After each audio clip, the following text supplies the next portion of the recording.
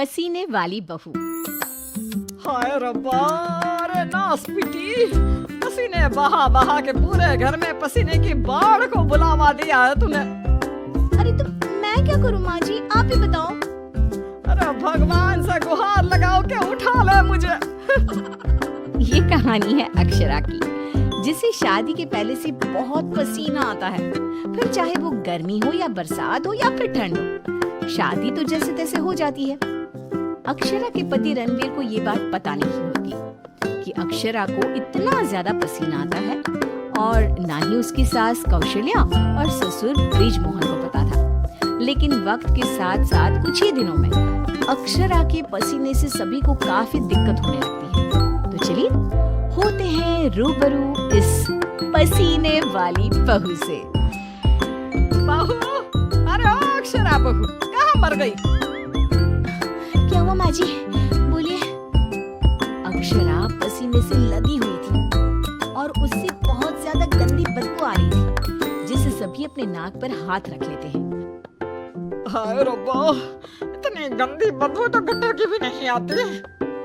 Seriously यार अक्षरा, तुम्हारे पसीने की बदबू दूर दूर तक आ रही है। तो मैं किसी बर्फीले इग्लू में बैठकर खाना नहीं बना रही हूँ। इतनी गर्मी है, 2 मिनट गैस के सामने खड़े रहो तो पूरा पसीने से नहा लेते हो आप। इतनी भयंकर गर्मी है, अगर इतनी प्रॉब्लम है तो लगा लो ना रसोई में भी एसी। हाँ हाँ लगा लेते हैं। वैसे भी तेरे मायके वालों ने हमें ट्रक भर के नोटों की गड्डी जो दी है क्या? मैं भी चूल्हा चौका कर चुकी हूँ, लेकिन इतना पसीना मुझे तो कभी नहीं आया। ऐसे ही एक दिन कौशल्या देखती है कि खाना बनाते समय अक्षरा के माथे का पसीना टपक कर कढ़ाई में गिर रहा है।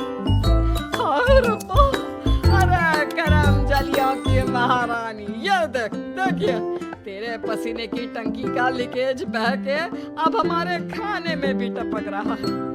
अब अपना खारा पानी तू नमक के तौर पर इस्तेमाल करेगी क्या हमारे खाने में? माँ जी, मैंने जानबूझकर नहीं किया है। और रही बात पसीने की टपकने की, तो इसी बहाने ये गट्टे की सब्जी ना और भी नमकीन और स्वादिष्ट हो जाएगी मेरे पसीने की मिलावट से। छी छी छी छी, मैं जा रही हूँ बाथरूम, क्योंकि मुझे तो तेरी बातों को सुनकर और ये खाना देखकर ही उल्टी आ रही है। आज तो कुछ नहीं पकाएगी। आज हम तीनों तुझे छोड़कर बसंत भोजनालय चले जाएंगे। तू अकेले ही चखते बैठ अपने पसीने से भरे हुए ये व्यंजन। अगले दिन जब रणवीर दफ्तर से घर आता है, तभी वो अपने कमरे में अक्षरा से कहता है, अक्षरा, कल बॉस की वाइफ का बर्थडे है, इसलिए उन्होंने हमें खास न्योता दिया है, तो तुम और मैं कल पार्टी में जाएंगे। मैं ब्लैक कोट पहनूंगा, तो तुम ब्लैक साड़ी पहन लो। ओके पति जी, और कोई आदेश? नहीं, आदेश नहीं, लेकिन एक रिक्वेस्ट है। वैसे तो पार्टी में एसी होगी, लेकिन फिर भी ना तुम पूरी परफ्यूम की बोतल को अपने ऊपर छिड़क के ही चलना।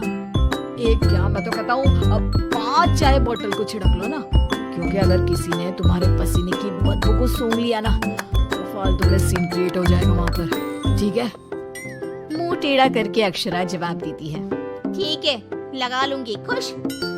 अगले दिन पार्टी के लिए अक्षरा सच में 5 परफ्यूम की बोतल को अपने ऊपर छिड़क कर सज धज के रणवीर के साथ पार्टी में चली जाती है।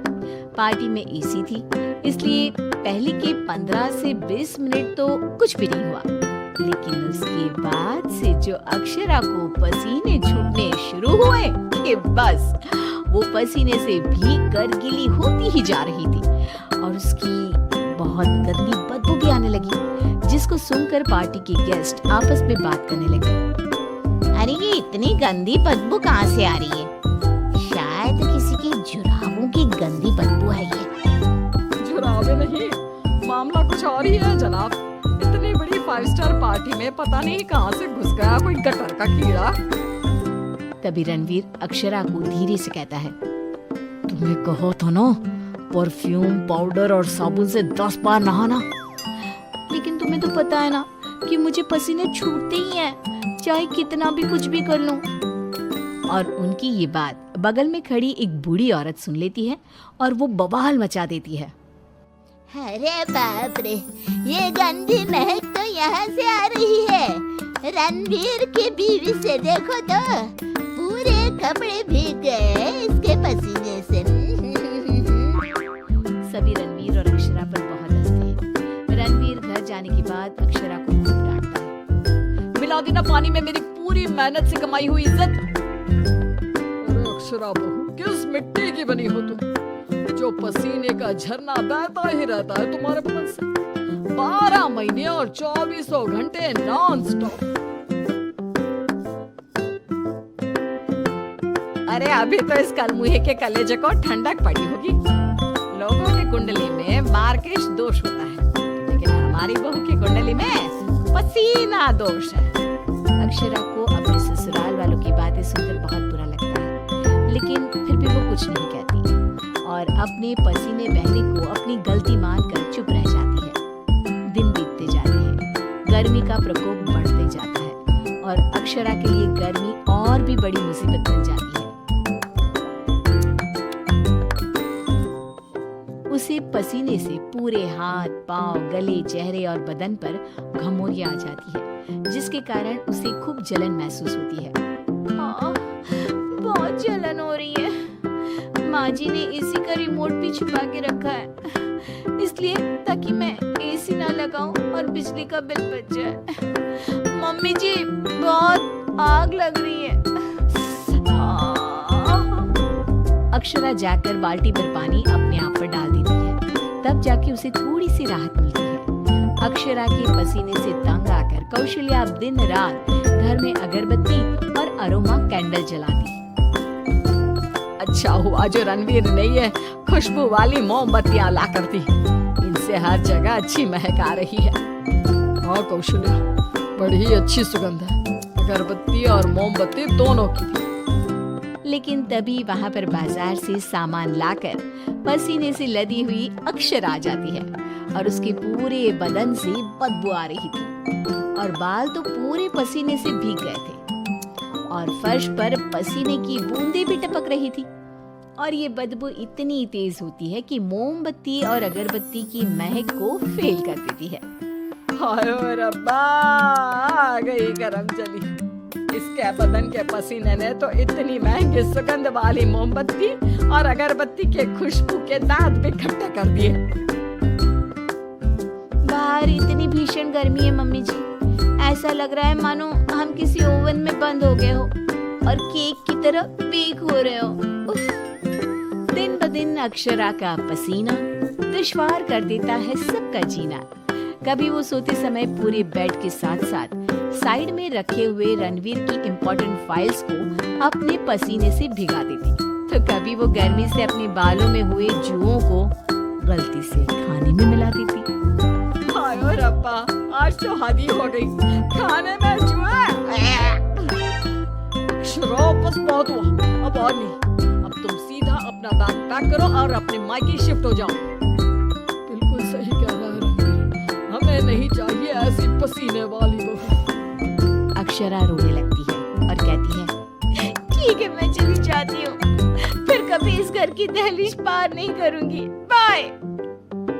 अक्षरा रोंदी सूरत लिए घर से निकल जाती है। शाम में जब रणवीर अक्षरा के मायके फोन लगाता है, तब उसे पता चलता है कि अक्षरा तो अब तक घर गई ही नहीं। इस बात को सुनकर रणवीर, कौशल्या और ब्रिज मोहन तीनों डर जाते हैं और चिंताग्रस्त हो जाते हैं।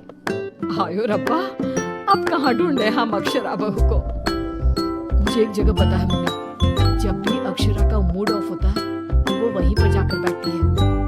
रणवीर, कौशल्या और ब्रिज मोहन तीनों एक नदी के किनारे जाते हैं, जहाँ रात के अंधेरे में अक्षरा नदी के साइड की बेंच पर बैठे हुए बिलख बिलख कर रो रही थी। रणवीर तुरंत जाकर अक्षरा के गले लग जाता है और उससे तीनों माफी मांगते हैं।